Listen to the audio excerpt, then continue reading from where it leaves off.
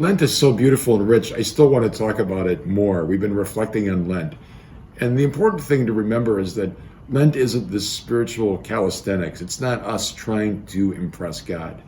Because any goodness in us, any grace or virtue is a gift that God put there in the first place. So we really can't claim it as our own. It's giving back to him what he's given to us. So it's not us impressing God.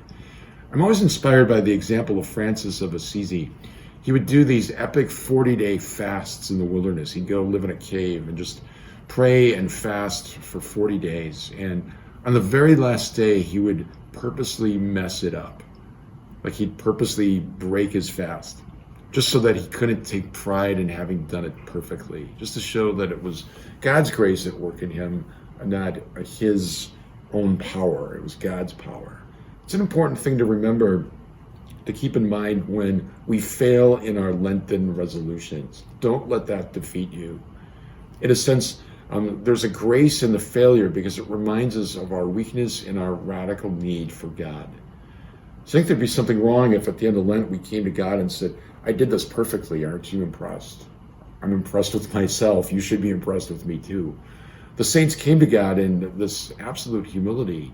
So don't be discouraged when you fail and fall. And just think of Jesus at the seventh station, halfway up the hill, gets up, keeps going. The battle is won or lost in the middle. So just hang on to those deep desires to become more fully the person that God has called you to be. Make this the best Lent of your life.